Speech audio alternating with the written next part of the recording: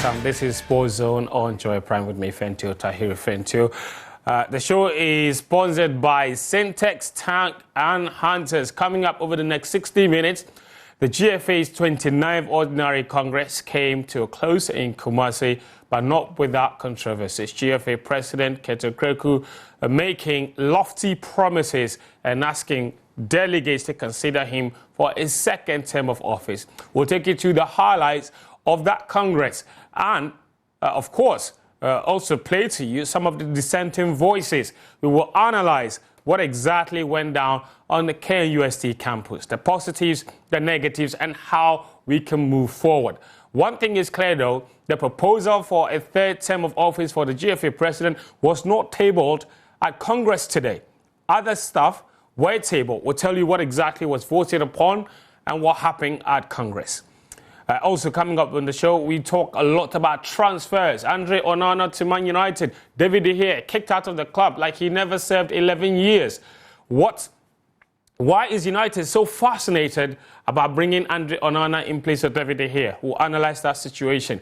Arsenal are close to completing the signing of a right back, Julian Timber, from Ajax. What does that mean for players like Rob Holding? We'll talk about Chelsea's pursuit of Paulo Dybala. They've launched a new jersey without a sponsor. What is that? What are the implications of that on the club at the moment? Harry Kane, new improved bid from Bayern Munich. Is he off to Germany, or will potentially PSG step in last minute as a replacement for Kylian Mbappe? There is a lot to talk about in the transfer market here on the show tonight. And we will wrap up with some athletics, with the US trials and Jamaican trials setting up what potentially could be titanic clashes at Budapest 2023 at the World Championships next month. We'll take a very short break here. When we come back, I will introduce you to my guests, and without wasting much time, we can get our show rolling and strong.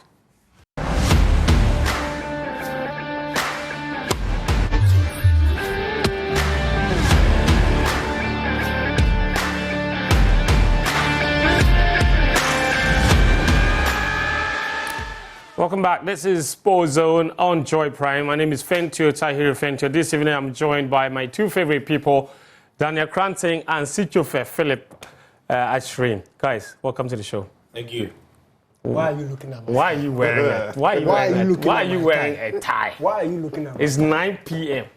Wearing a nice tie. A very nice tie. It's a new tie. Yeah. This is the first time he's worn the tie. No, and he's decided that by all means, whether we like or we don't like. I was there when they brought this tie to him as a gift in the box. He must wear it on TV. Oh. Congratulations, brother. I'll shake your hand.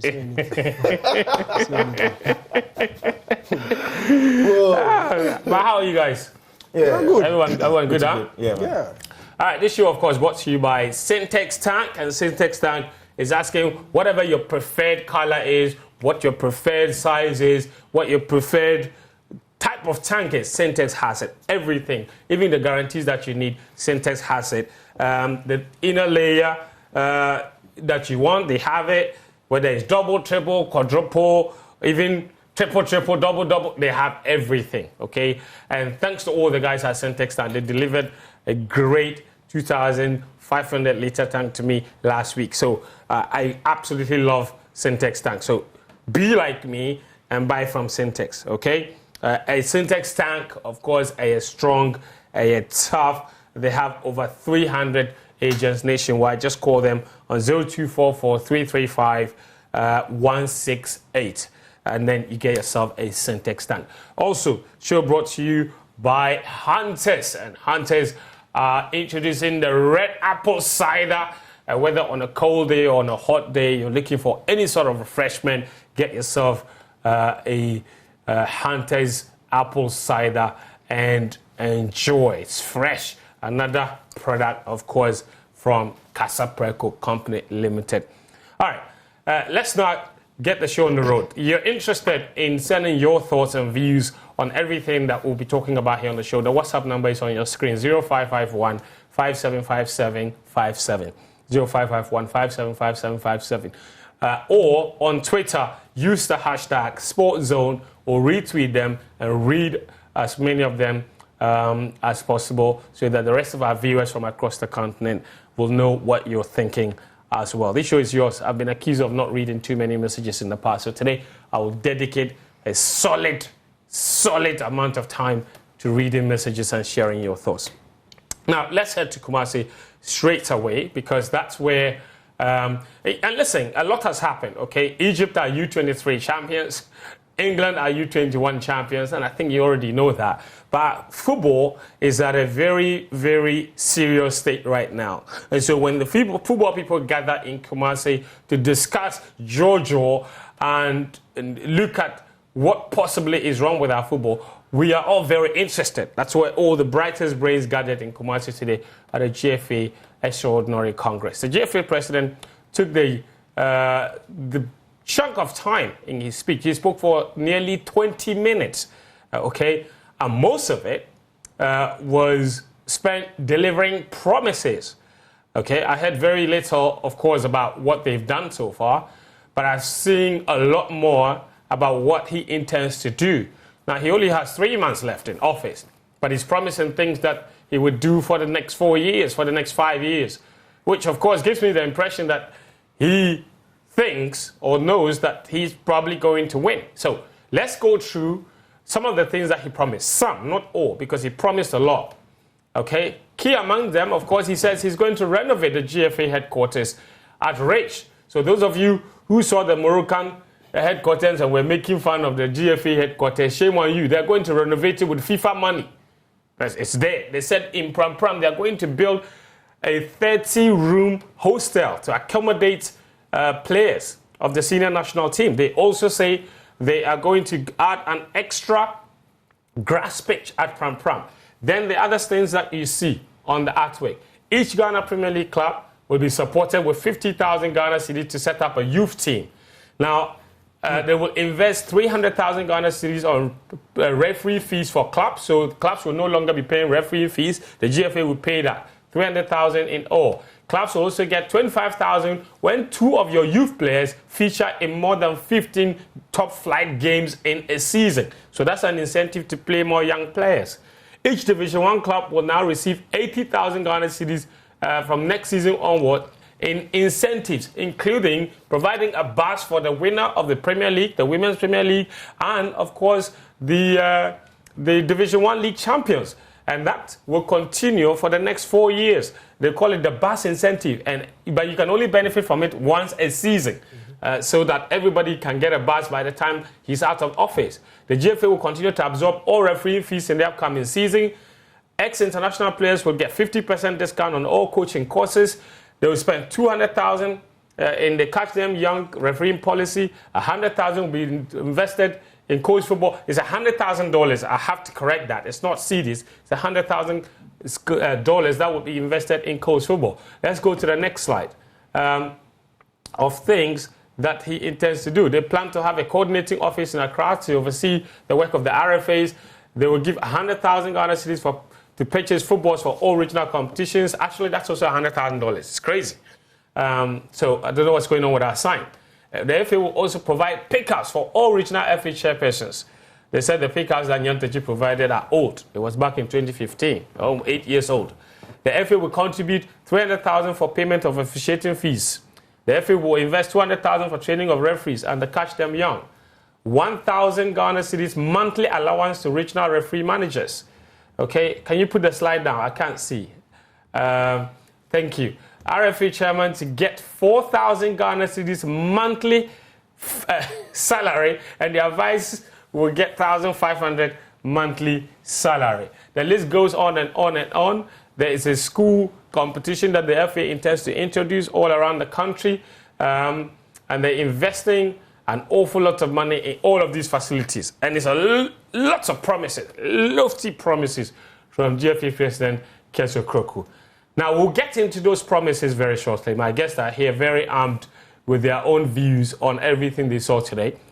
But one part of Ker's speech that we need to highlight, he called for unity, okay, among the football fraternity.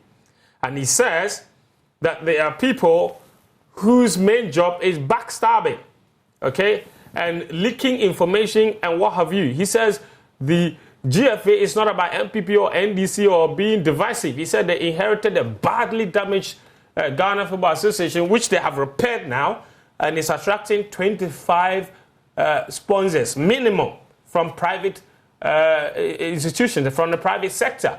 In other words, he said they're on the right path to resurrecting the image of Ghana football. Okay?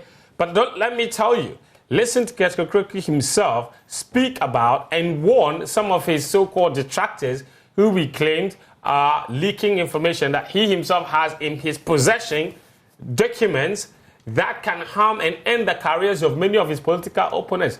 But he will not do that because he loves Ghana football, unlike the rest of you. Let's listen to Ket. The solution to our football problems is not to defame people. The solution to our football problems is to show respect to club owners like your good selves, because you deserve the truth. The solution to our football problems is not to forge documents to mislead the public. The solution to our football problems is not to go over to my brothers here from members of parliament with lies. The solution to our football problems is not about NDC and MPP, because football goes beyond political affiliations. If you are interested in leading football, speak football, because our people here know what is football. Our club owners and CEOs here know what football is about. And I know you know what your needs are. You deserve respect. You do not deserve lies. You do not deserve false propaganda. My brothers from parliament deserve the truth. If you go to them and say, Ket is MPP, Ket is NDC, that is not the truth. That's not what they want to hear. They want to hear the problems of football, how football can be made better, and how we can collectively earn from our investments.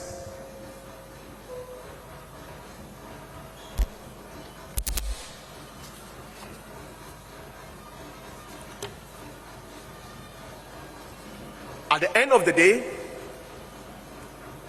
all of us here feed on the same brand. The brand that supposedly has been destroyed. The brand that started a journey of being resurrected in the year 2019. It is the same brand that currently is attracting minimum 25 partners from the private sector. It's the same brand that has raised your emotions, your passions, and your desire even to offer yourself to lead. It is the same brand. I have said here that I am not interested in destroying the brand that you offered me the chance to rebuild. If indeed you love Ghana football, you should be interested in building the brand and not to destroy the brand.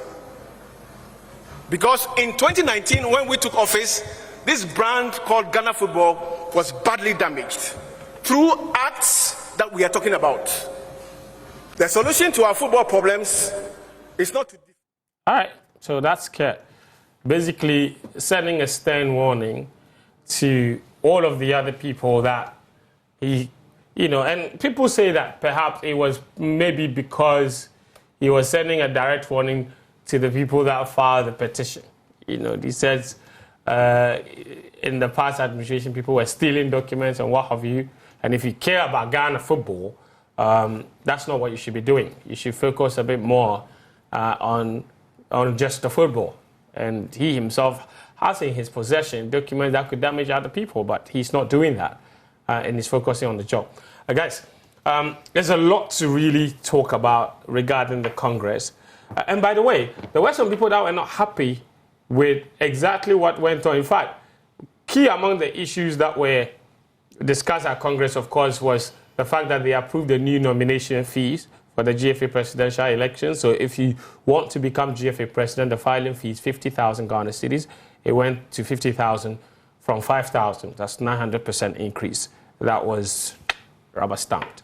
George Amaku said it's not meant for the media. Why are we complaining? So me, I'm not complaining. It's okay. It's not my money. That's what they're saying. That's fine. But Abdul Salam Yakubu, CEO of New Edibiase, he stormed out of the Congress grounds shouting and claiming that Ket was campaigning, that his speech was not an ordinary Congress speech, that he'd been to many Congresses, and this is not how it's done. He stormed out of the building and basically very, very upset that Ket used the ordinary Congress as a campaigning platform. It's a bureau, so let's roll it, and see what. There he is, Abdul Salam in white. Everybody was calling him Alaji. He was not listening, and he just kind of walked out. Quite dramatic way to exit the Congress grounds. Near Biase have been very loud in the build-up to the Congress, they filed their own petition to the GFA, asking for some explanations here and there. So this was not a surprise at all. He did eventually come back to the Congress grounds on the behest of other people, calling him Alaji. And then he says, no, this is a campaign. This is not Congress. I've been to many Congresses, and it's a taxi. But let's talk about what happened at Congress today. Quite a lot of good stuff, promises, most of them really, about what they intend to do in the coming years, in the coming seasons. What do you make of everything that went down at Congress today, Daniel? Let me begin with you. A quick question. Was the GFA election done like a couple of months ago? No, the elections were done in 2019, 4 years ago. It was 4 years ago? Yeah. Okay. And it's 3 months or so to the end to the next election, to the end of their term, yeah. And now we are giving promises? Yes. Okay. Yes. Very interesting. Yeah. It's very interesting. So you agree that it was what? The speech was full of campaign messages? What was the essence? What else was he supposed to say, though? Talk about what they achieved last season? Yeah, he said he's overachieved, though. Yeah. He said he's overachieved. Yeah. So you come out and you lay down... But I think we've established that he's not. Because last week we did a show where we looked at the things... No, we established that he's not. From your viewpoints. It's our viewpoint. So from his viewpoint, he should come and tell us what he's done, not what he's planning to do when he has 3 months left. Yeah. Because what's the guarantee you're able to do all these things in the next 3 months? Unless, of course, he has a fortune teller who has told him that he's already going to win the elections. But look, one major thing I took from this, we sit here and we don't have a say in the policy making when it comes to the FA and football in this country. Yeah. All we can do is to voice our displeasures and try and draw parallels, try and draw comparisons as to who is doing it good, and so that we learn from those who are doing this football thing much better than us and try and improve our game. But at the end of the day, the power is in the hands of those who were in the Congress building earlier today. Yeah. When the issue of the money for the filing fee they said came out, we spoke about this thing, voiced it out on social media. But then today they approve it. Rubber stamp. They were applauding during the speech. After the speech? Yeah, after the speech. During the speech, after the speech. Happy with the promises. And then they were shouting, long live Ket. Look, so at this point, what do you want us to do? Seriously. No, like it's becoming painful because the people in that building can't tell us that they are happy with the state of Ghana football. Yeah. They can't. And if they really think that, if that is really their viewpoint, then we have a serious problem. And there may be some of us who are also on the outside also need to detach. If this is what they are satisfied with, then I don't think the media should waste time covering anything that is GFA related. Yeah. I don't think the government should be pumping money into anything that is GFA related, because this cannot be success. This can't make sense. That is left with your 3 months and you come to Congress and you are promising things. We were complaining about not having money. All of a sudden, there's money to do all these things. Yeah. And it's left with 3 months. I don't get it. How are you going to list all these things you are going to do One is left with 3 months of your campaign. Yeah. What happened to the promises you did before? Last week, you pulled out a long list of things you had promised in the manifesto, which they haven't finished. And now you are bringing new promises. And the people in the room are applauding. They are happy. So, seriously, they are happy with what is happening. They are happy with the fact that today the Black Satellites lost against Burkina Faso. Yeah. And we are probably going home or coming back home. We will not make the under-20 AFCON. It adds to the shambolic nature of the Black Stars entire. In fact, our entire national teams, the only national team that has done something good is the under-20 women. Yeah. They are the only ones. Across board, everything is absolutely nonsensical. Even the league, to the Division 1, to everything that is associated with Ghana football. The results are showing that it's not going in the right direction. But the people in the room are happy. And they are the ones who run football in this country. I mean, I was slightly surprised that there was very little dissent in terms of even being vocal about the issues and how we can address them. It was almost as if people were, like Ghanaians, are largely happy about everything that Ket said. And he said some really good stuff. So it's almost like he said the right things, and that's what the football people want to listen to. That's what they want to hear. He's offering to pay RFA chairman salary and all these things. He's telling ex-players that they get 50% discount on coaching courses.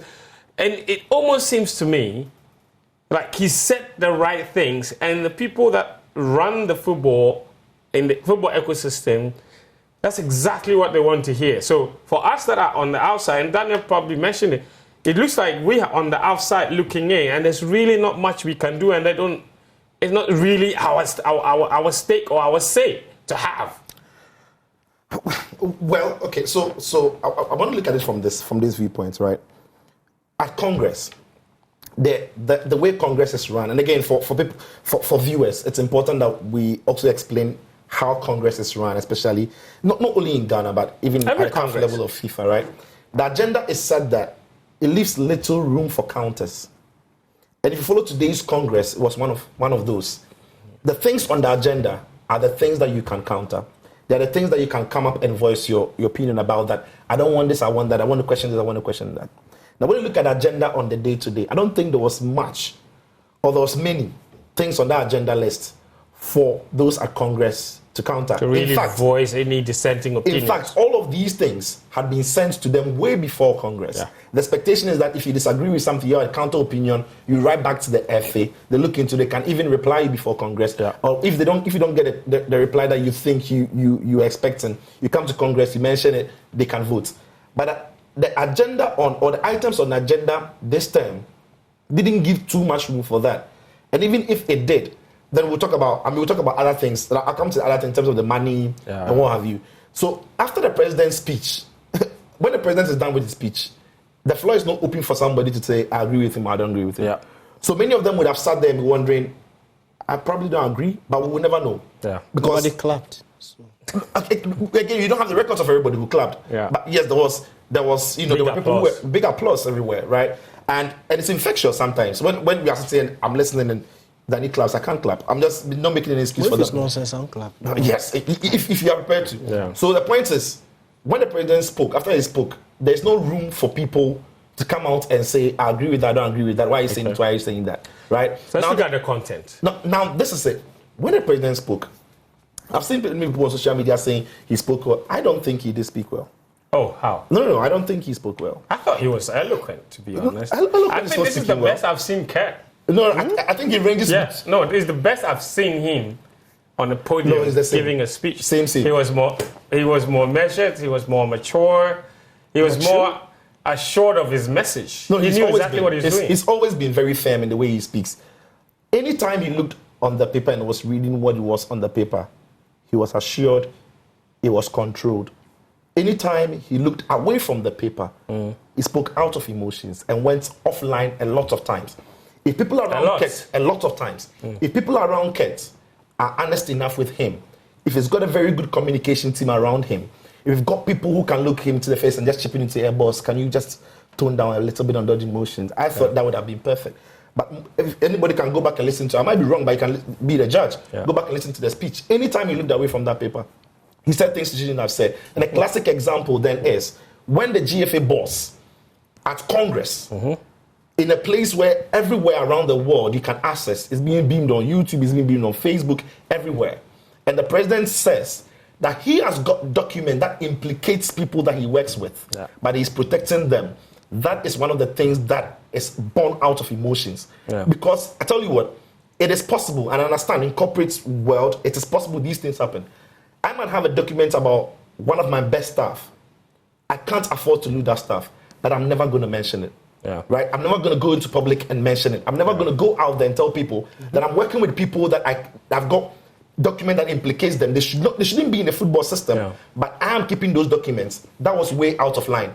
And that was one of the things he said that were born out of emotions. Again, he went on to, if you like, attack people who in recent times appear to have written to FIFA, you know, to make complaints. And it is, in a democratic view in football as it is, it's allowed. If I am the GFA president, I'm encouraging that. I'm telling people that when you've got a problem with the FA, before you go to FIFA, how about writing to us and let's have that discussion? But if you think you can't come to us, please use all the available means. You don't come out and chastise that. So you have to encourage it. You have to encourage it because it is actually the right way to go. So tell people, listen, if you feel I'm not fit for this job and I've done something that impeaches me, go and choke me. Go ahead, please. Go ahead. In that way, you're telling all Ghanaians that you are not afraid. That you're clean. You are clean. But when you come and you're talking as if that you find it a problem when your fellow Ghanaians are writing about you to FIFA, then that raises question marks about you. So I don't think his speech was, as people have said on social media, perfect, blah, blah. No. I thought as a leader, he should have said a lot of things that brought about confidence. And finally, on the 50,000 for picking nomination forms to be a GFA president, when you look at the percentage from 5,000 to 50,000, that is 900%. When you look at it in percentage, it is mind-boggling. It is huge. It's a huge jump. But the figure in itself, I don't think there's anything wrong with it if you ask me. Given the current economy. Yes, and if you want to be the Ghana Football Association boss, that should not be. And you can't mobilize 50,000 to pick forms, you have no business sitting in that office. Football people say they can do that. Good luck to them. All right. Listen, my personal view is that I think Ked made a lot of really good promises. And a lot of the things that they're doing, like Catch Them Young Refrain program, renovating the headquarters, building a 30-bed facility at Pram, adding more grass pitches, they're all brilliant, okay? There was even a policy where they said they would start doubling monies to referees who report alleged bribes. And so, for example, if a referee alleges that Daniel Cranting, who is the owner of Club A, attempted to bribe him during a game, and they come and report with evidence, the GFA will double the amount that Daniel was trying to bribe me with. So if I come and tell the GFA he was offering me 50,000, and I can find proof that he was offering me 50,000, then why not? I'll take the money. So my personal view is, I think there were some really great policies there. For example, distributing footballs to co clubs. Investing $100,000 into distributing football, that is massive. Because you can't play football without the football itself. Because football is all about balls. I have three things to say. Number one, I was very disappointed that the sports minister was present and said absolutely nothing about what they were doing to complement the GFA's efforts. A lot of the things that the GFA president Keto Kriku promised, for example, providing footballs to schools and collaborating with schools, these are things the government should be doing.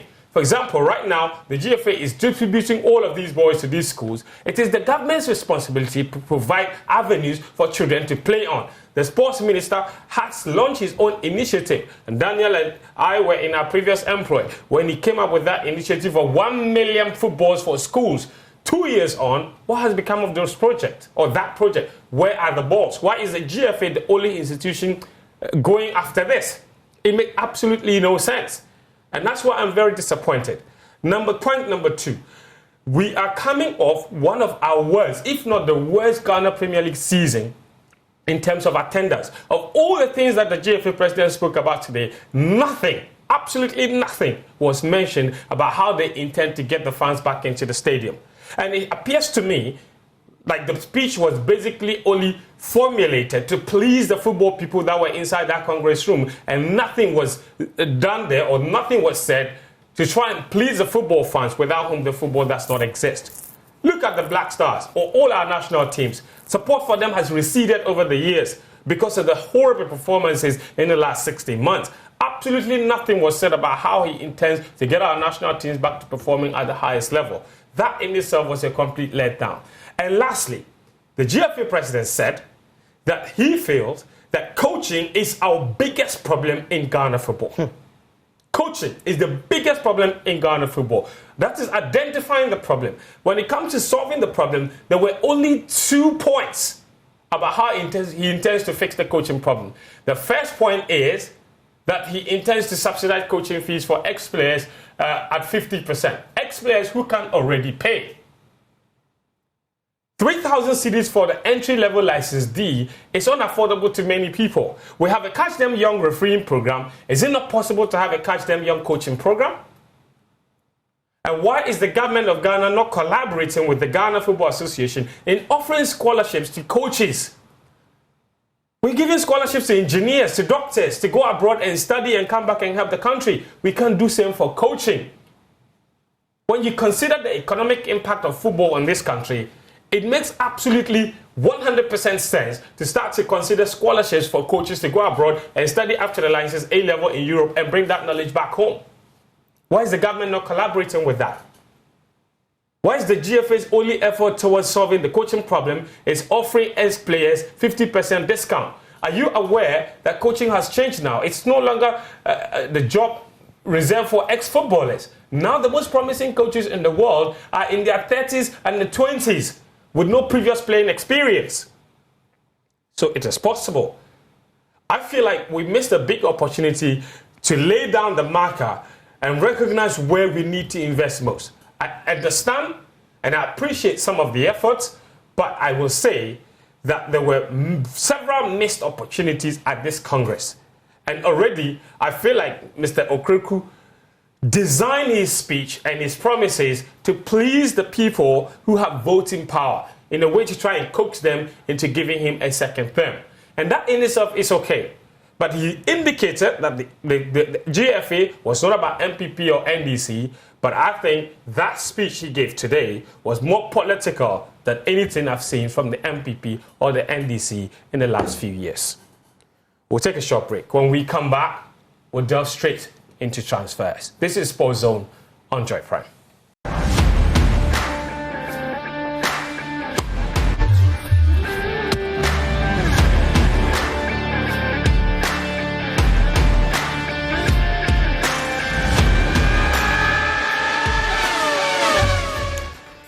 All right, welcome back. This is Sports Zone on Joy Prime. Let me take a couple of messages. Lots of them have come through on the WhatsApp platform and then on Twitter. And then we can switch our attention to the transfer stories happening from around the globe, okay? This message, it says, good evening to you guys. Lukaku is trying to do the same thing Pulisic did to us. We know we made a mistake by signing him, but please go in peace. You don't want to go in peace. Tajuddin from Sawaba in Tamale sending us that message. All right, you're sacking Lukaku. Lukaku himself says he doesn't want to come back to Chelsea.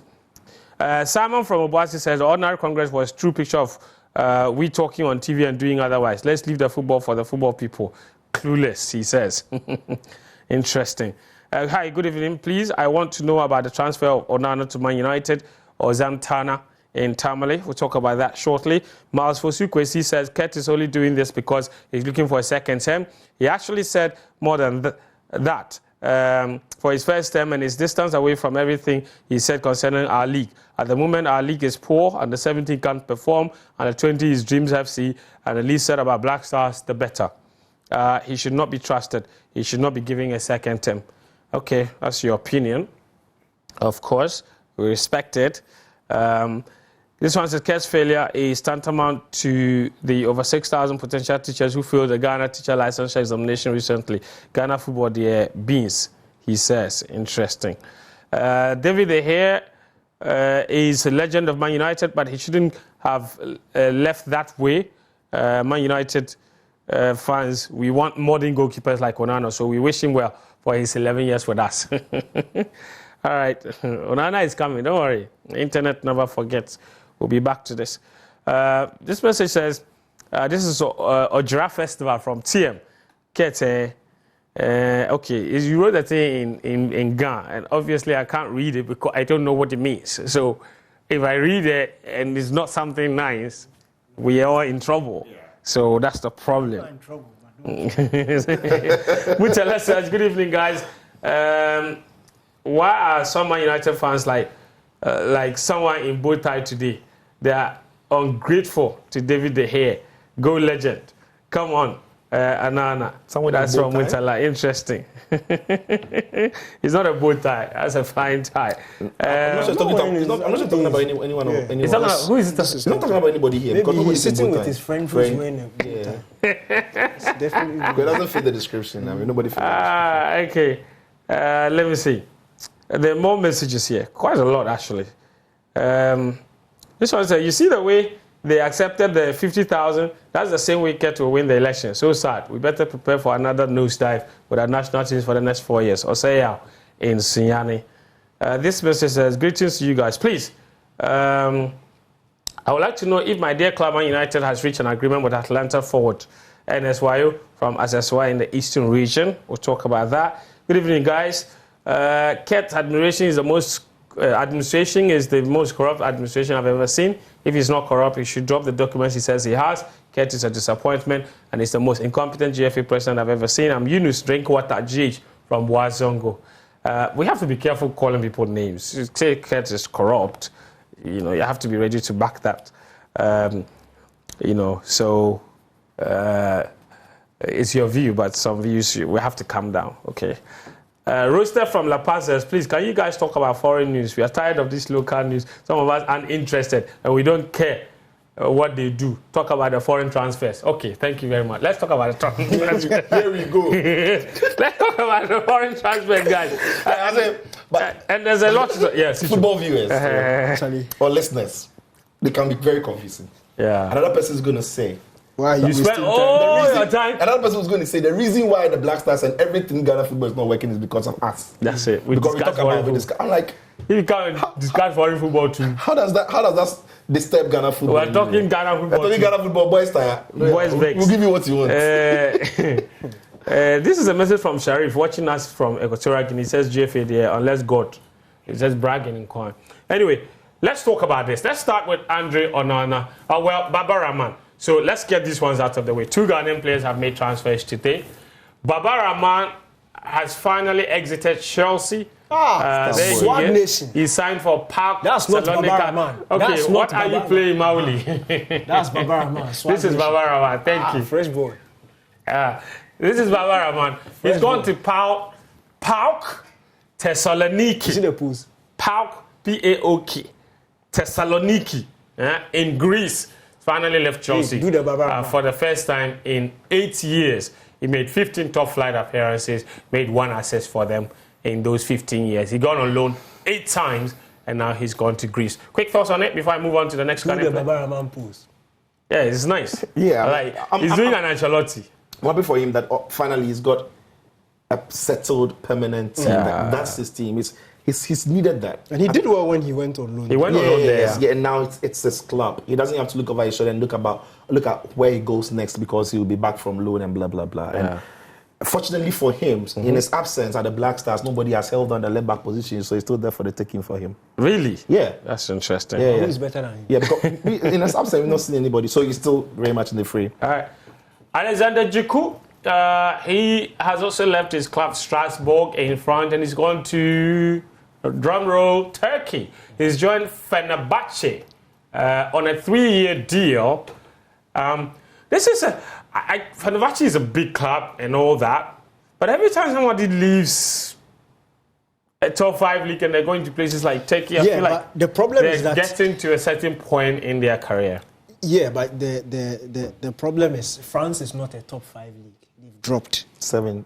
They've dropped. Yeah. Since Lionel Messi went there, it's dropped. The Belgian league has... He's doing propaganda. No, Don't but it's listen true. to him. Has the French league not dropped from the top 5? It's dropped. They are still top 5. No, you have overtaken them. No, Belgian league, Eredivisie has overtaken them. They've overtaken them. They are now 7th. Eredivisie, the Belgian league. France is now 7th. UEFA coefficient so Zico can't stay there. He needs to go. The French league is a top club. So we should stop saying top 5 leagues. Yeah. They are not part of it. That's serious. It's a fact. They are not there. That's so why you're saying Mbappe this is going. because of Messi.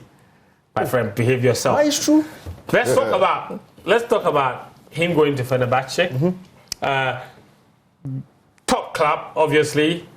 Ayew went there on loan. He didn't do too well. Yeah. We do have that club has a history of guarding players doing well. Stephen Appiah was excellent there. Ayew didn't quite work out too well for him. I don't know your thoughts on this move for him, Sicho.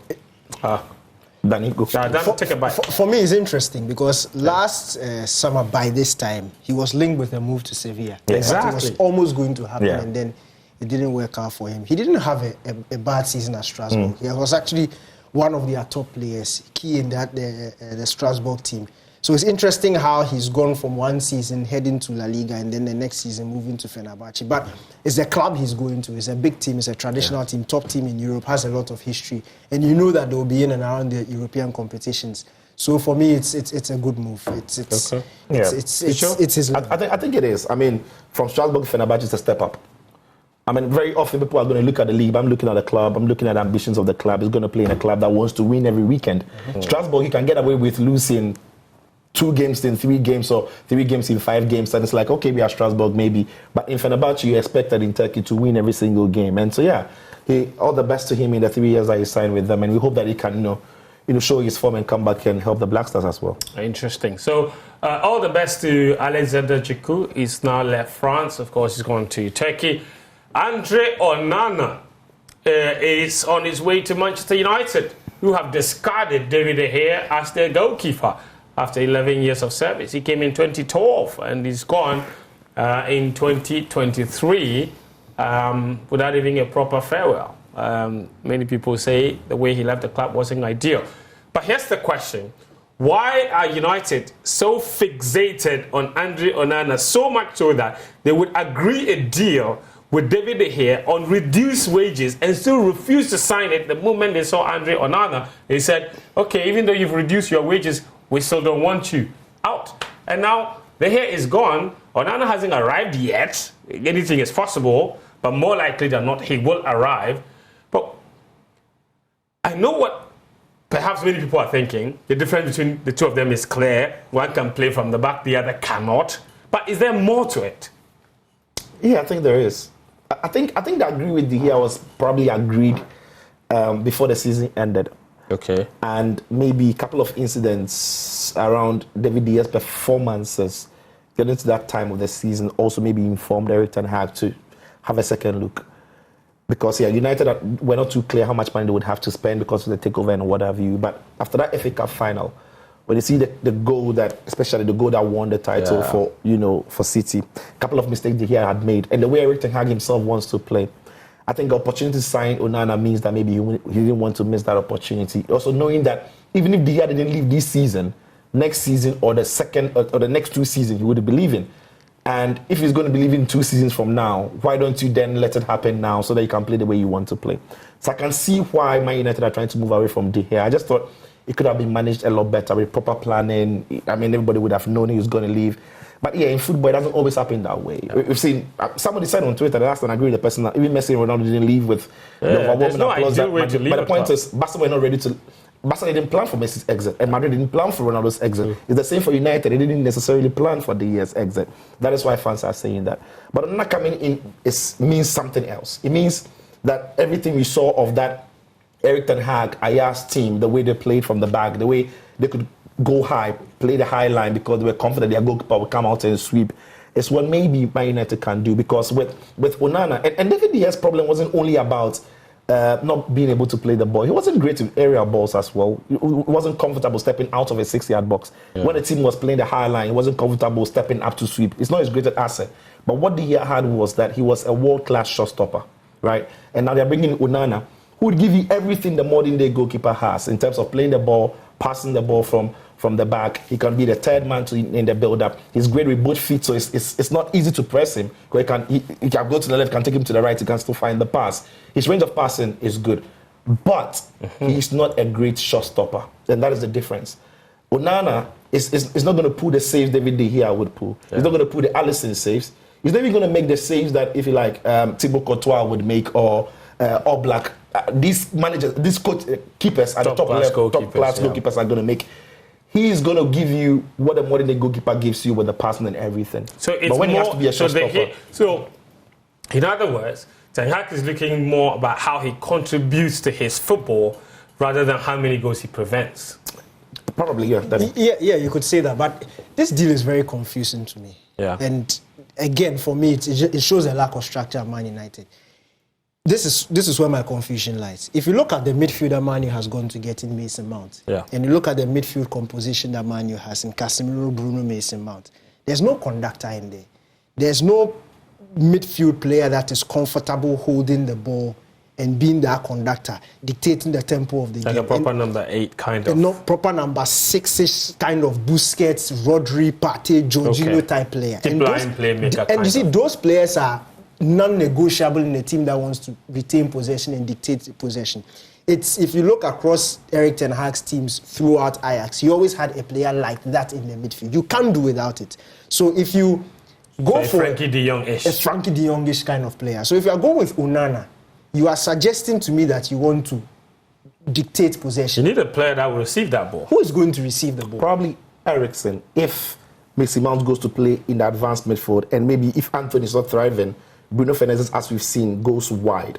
Because I don't see Eriksen drops. And you see, Eriksen plays in his familiar role. Yeah, but you see, the Eriksen thing is also quite problematic because last season we saw that he's not cut out for that role. Yeah. That is not his speciality. We saw him struggle a lot. And also, season, he struggles to go on a good run of games. Exactly. It's kind of confusing for me, and I don't think that this Onana thing is all of a sudden going to raise Man U's level in terms of that style of football. I think they will still need to get that midfielder, which is very essential for a team that wants to play. Especially when sometimes he has to build up with Varane and Martinez. Let's talk about this guy. Is this the summer when Harry Kane finally leaves? Because every summer he's linked with the move away. Whether it's Man United, Man City. This season is Bayern Munich clubbing all over him. They've just had £80 million rejected from Tottenham Hotspur. Bear in mind, he only has 12 months left on his contract and is not signing that contract extension. So it's either he leaves now he probably will leave on a free next summer. What will it take for Daniel Levy to let him go? Tucho, Kane, is he leaving? Is he staying? If it's Daniel Levy, nobody can tell. But I'll be surprised if he lets him go for free because he can still make 80, 90, maybe 100 million from him and use that money to rebuild the squad for the new manager. Because he's 29. Because, yes, and he's going to hit 30. And next season, whether you like it or not, unless he extends, he's going to leave for free. So just as PSG are saying to Mbappe, you can't allow you to leave for free. Yeah. We'd rather take money for you now. I think Levy's just trying to play the long game, raking more money for a very quality centre forward, one of the best in the world at the moment. And Bayern Munich might just have to pay up. Interesting. The other one we'll talk about is Paulo Dybala to Chelsea. The reports are that £10 million would be enough to bring him. He was spotted at Silverstone watching F1. Is that a deal that you think would be good for Chelsea? I don't even know why Chelsea is. If Chelsea are seriously considering it, I'm wondering why. Yeah. He's not the sort of player Chelsea need at this point in their rebuild. Chelsea need a certain consistency. And I like what they are doing with the profile of players that they've been buying in the past 12 months. Dybala half the time is injured. He needs the team to play through him or he can't do anything. If he's part of a system, he doesn't thrive. If he's the core of the system, that's when he thrives. And I don't think it's a sensible transfer for Chelsea. Leave him at Roma. Let him stay there with him. Chelsea have also been linked to Folarin Balogun. Mm-hmm. Will that make sense? You talk about the rebuild on the profile with players. Nicolas Jackson, I think Chelsea need a more established number 9. And that's Balogun? No. Okay. Nicolas Jackson is basically similar to Balogun. They are both young. Balogun probably. You can't tell. He's better because he was playing in France. You don't read that guy. No, he was playing in France. It's the You're beef with the French league, eh?